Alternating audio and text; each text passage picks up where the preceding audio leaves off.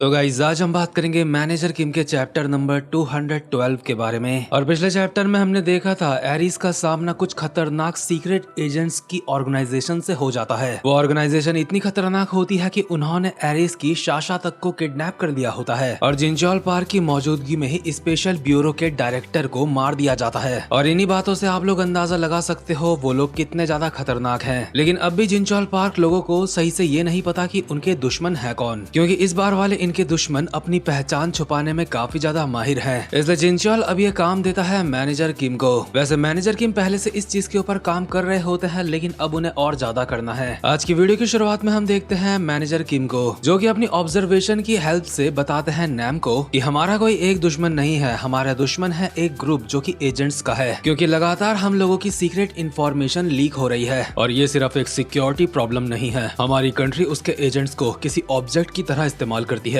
जिस वजह से उन एजेंट्स का भरोसा अपनी कंट्री से उठ जाता है। चोंगो कहता है वैसे भी जो जैसा करता है उसे वैसा ही फल मिलता है। मैनेजर किम कहते हैं खैर हमारे दुश्मन वो एजेंट्स है जिन्हें देश ने ठुकरा दिया है। मैंने इस बारे में अफवाह सुनी है कि उन सारे एजेंट्स ने मिलकर अपना एक ग्रुप बनाया है और अभी यहाँ पे हमारा जिन लोगों से सामना हुआ था, मुझे लगता है उनका उन एजेंट से कुछ ना कुछ तो लेना देना है। हमारा ये मिशन बिल्कुल भी आसान नहीं होने वाला। अगर मेरी गट फीलिंग सही है तो हमारा दुश्मन सिर्फ नॉर्थ कोरिया नहीं है, हमारे दुश्मन वो एजेंट्स भी होंगे जिनके साथ देश ने गलत व्यवहार करा। नैम कहता है ये सच में बहुत दुख भरी बात है, लेकिन सच में मेरे पास और कुछ बोलने के लिए नहीं है इस बारे में। एक देश को अपने देशवासियों के लिए एक दीवार की तरह खड़ा रहना चाहिए उन्हें बचाने के लिए, लेकिन यहाँ पे सब कुछ गलत हो रहा है। काफी समय बाद मैं कुछ ऐसी बातें कर रहा हूँ, लेकिन ये हरामजादा मुझे ठीक से बात भी नहीं करने देगा। दरअसल इनकी तरफ एक कार बहुत ही तेजी से आ रही होती है और ये बात नैम ने उसके लिए ही बोली होती है जो उनको टक्कर मारने वाली है। लेकिन कार में टक्कर पड़ने से पहले ही नैम ने ड्राइवर के माथे में गोली मार के उसको निपटा दिया होता है। इसके बाद मैनेजर किम लोग ड्रिफ्ट मारते हुए अपनी कार को रोकते हैं और मैनेजर किम कार से उतरते हुए कहते हैं नॉर्थ कोरिया के लोग हमारे पीछे हाथ धो के पड़ गए हैं। वेल डन मैनेजर नैम, तुमने काफी अच्छा शॉट मारा।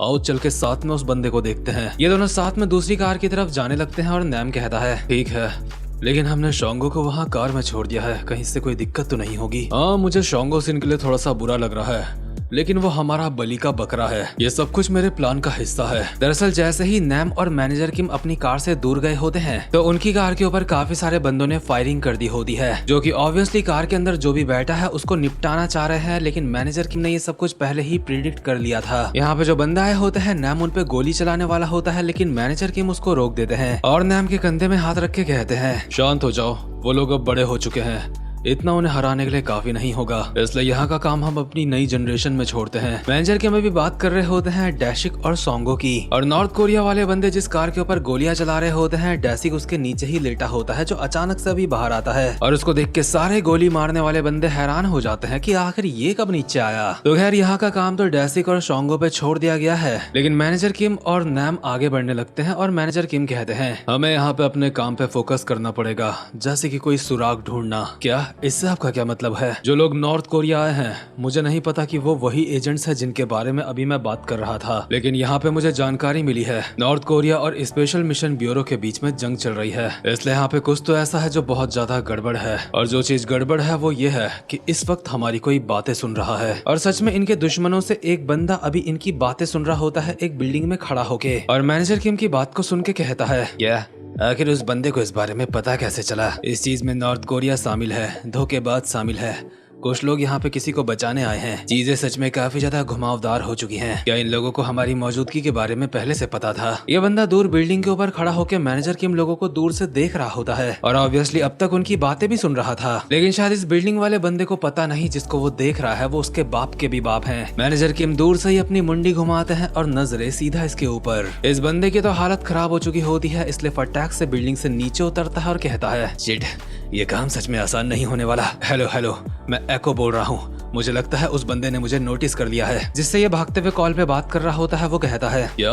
इतनी जल्दी तुझे नोटिस भी कर लिया? हाँ, मुझे लगता है हमें यहाँ पे मदद की जरूरत है, क्योंकि अगर यहाँ पे कुछ भी होता है तो हमें उस चीज के लिए तैयार। दरअसल ये बंदा भी अपनी कार में बैठ के यहाँ से भागने की कोशिश कर रहा होता है, इतने में ही उसके पीछे नैम आ जाता है और कहता है हेलो, क्या तू कार में यहाँ से भागने की कोशिश कर रहा है? लेकिन तुझे बता दूं, वो कार ब्लास्ट होने वाली है। देख, मैं बस तुझसे थोड़ी देर के लिए बात करना चाहता हूँ। सामने वाला बंदा जैसे ही कार से थोड़ा सा दूर हटता है तो कार ब्लास्ट हो जाती है। यानी कि मैनेजर किम लोगों ने पहले से ही इन लोगों को धप्पा करने के लिए बढ़िया प्लान बनाया है। खैर, ये बंदा धप्पा तो हो चुका है, यहाँ से भाग भी नहीं सकता, इसलिए कहता है अगर ऐसा ही चलता रहा तो मुझे लगता है मैं यहाँ अकेला छूट जाऊंगा। आसान शब्दों में ये अब भी बोलना चाह रहा होता है कि ये यहाँ से भाग जाएगा इन दोनों को पेल के। ये सुनते ही मैनेजर किम ने अपना CQC एक्टिवेट कर दिया होता है और कहते हैं लेकिन मैं ऐसा होने नहीं दूंगा, मैं बस तुमसे बात करना चाहता हूँ। सामने वाले बंदे को CQC की रेंज के अंदर आते ही ऐसी फीलिंग आ जाती है जैसे उसकी वाट लगने वाली है। और इससे पहले कि ये बंदा यहाँ से भाग पाता, मैनेजर किम इस बार CQC का अलग ही तरीके से इस्तेमाल करते हैं। मैनेजर किम एक ही झटके में इसके चारों ओर रस्सियों का जाल बिछा देते हैं और पलक झपकते ही इसके हाथ पैर सब कुछ बांध देते हैं और मुंह पे पट्टी तक लगा देते हैं। इन लोगों की कार से मैनेजर किम को एक मैप, सिपर बुक और साथ में एक डाटा की भी मिली होती है। यानी कि आसान शब्दों में इन लोगों के बारे में बेसिक इन्फॉर्मेशन जिसको मैनेजर किम इस्तेमाल करेंगे इन लोगों तक पहुंचने के लिए। इस बंदे को झपने के बाद ही मैनेजर किम को कॉल आया था जिनचोल पार्क का।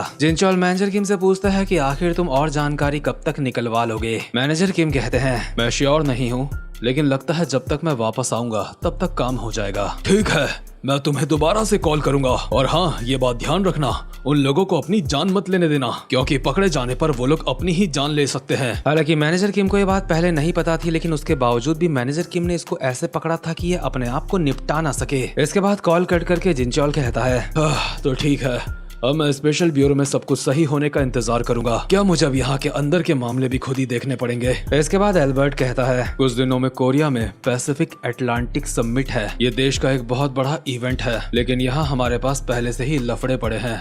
एक तो देश की सिक्योरिटी को लेके है। अरे यार, क्या दिक्कत है?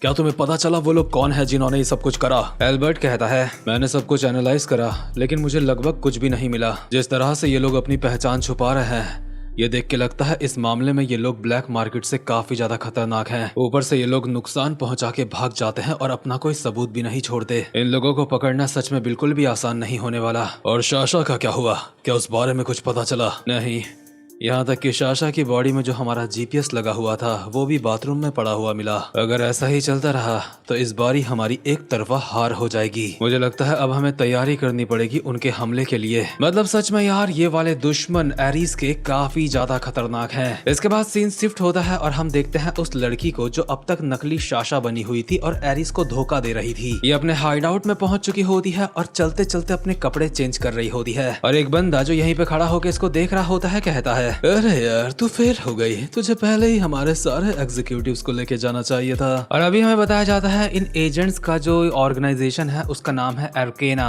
और ये जो बंदा यहाँ पे खड़ा है इसका कोड नेम है रेनी। रेनी अपने सामने वाली बंदी को कहता है हमारा दुश्मन गॉड ऑफ वॉर है। मैंने सही कहा ना? लेकिन उसके बावजूद भी तुम सिर्फ बच्चों के साथ मिलकर ये करने की कैसे सोच सकती हो? लगता है तुम कुछ ज्यादा ही लालची हो रही हो। ये लड़की इसी के सामने अपने नीचे के कपड़े भी बदलने लगती है और कहती है यहाँ से दफा हो जा, अभी तुझसे बात करने के मूड में नहीं हूँ मैं। रेनी शर्म के मारे अपनी आंखें बंद करते हुए कहता है अबे तुझे पता है ना मैं एक लौंडा हूँ, इसलिए सोच समझ के मेरे सामने कुछ करा कर, इससे मुझे कुछ हो रहा है। अगर तुझे कुछ और नहीं बोलना तो यहाँ से दफा हो जा। दरअसल मुझे कुछ बोलना है। बात यह है कि तेरे प्लान के बारे में हमारे ऊपर तक के लोगों को पता चल चुका है, इसलिए उन्होंने हमें बुलाया है। ये एक इमरजेंसी है। और यार, अब जिस तरीके से इन लोगों की मीटिंग होने वाली है ना, वो चीज साफ दिखाती है कि ये लोग बहुत ही ज्यादा प्रोफेशनल हैं। इसके बाद हम देखते हैं एक ऐसे एरिया का सीन जहाँ पे काफी ज्यादा क्राउड होता है। लड़की यहाँ पे पहुंच चुकी होती है क्योंकि उसको यहीं पे आने के लिए कहा गया था। उसके आगे एक मूर्ति रखी होती है जिसको वो देख रही होती है। इतने में ही उसके पीछे से एक सफाई वाला गुजरता है और कहता है मैं जी हूँ,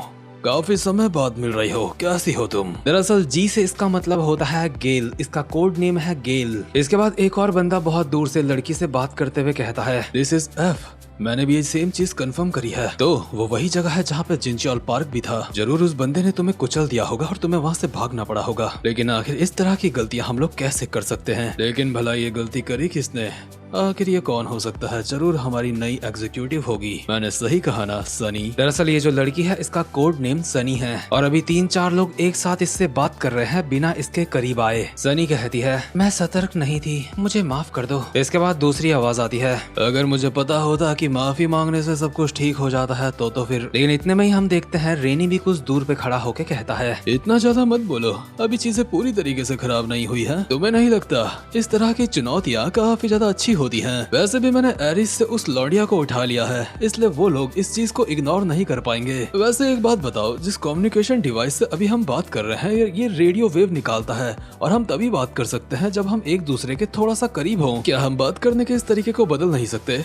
क्या हम अगली बार वीडियो कॉल पे बात नहीं कर सकते? आखिर कब तक हमें ऐसे अनकंफर्टेबल होके बात करनी होगी? इसके बाद एक और मिस्टीरियस से बंदे की आवाज आती है, पूरी तरह से सुरक्षित इस दुनिया में ऐसा कुछ नहीं। हमारे आसपास हमेशा कोई ऐसा होता है जो हमारी एक गलती का इंतजार कर रहा होता है, और तुम्हें अगर अंधकार की रक्षा करनी है उजाले की नहीं, तो तुम्हें थोड़ी सी दिक्कतें तो उठानी ही पड़ेंगी। तो हमारी दुश्मन एरीज है, लगता है वहाँ पे काफी सारे दिलचस्प लोग एक जगह इकट्ठा हुए हैं। ये कंट्री साउथ कोरिया, इसको अंत में खत्म होना है, लेकिन कुछ लोगों ने जबरदस्ती इस मरती हुई कंट्री की सांसें जिंदा रखी हैं। हमेशा ऐसे लोग मौजूद होते हैं जो इस कंट्री को जिंदगी देते हैं, और इस बार ये जिम्मेदारी उठाई है एरीज ने। तो ठीक है, अभी तुम लोग जहाँ पे खड़े हो वहाँ से मेरे हिडन इंस्ट्रक्शन फॉलो करो। जंग शुरू हो चुकी है, और चाहे दुश्मन कितना भी खतरनाक हो उसकी कोई ना कोई कमजोरी जरूर होती है। कोई इंसान अगर सांस ले रहा है, वो जिंदा है, तो उसको हराया जा सकता है। अब हमें चूज करना है, एरीज के इन करीबी लोगों में से हम पहले किसको चुने? इनमें से हमें सबसे पहले किसकी तलाश करनी चाहिए? दरअसल यहाँ पे जितने भी ये एजेंट्स खड़े होते हैं, इन्हें सीक्रेटली 3 फोटोज दी जाती हैं, और इन 3 फोटो में जो बंदे हैं ये इनके अगले टारगेट हो सकते हैं, लेकिन ये टारगेट बहुत ज्यादा खतरनाक है, क्योंकि पहला है सैम डैक, दूसरा है हांशु शियांग, तीसरी है अलेक्जेंडर सोफिया। और सच में अगर ये ऑर्गेनाइजेशन इन तीनों को टारगेट बना रही है तो मुझे डाउट है कि ये गलत लोगों को टारगेट बना रही है, क्योंकि इनको टारगेट बनाने का मतलब है मौत से पंगा लेना।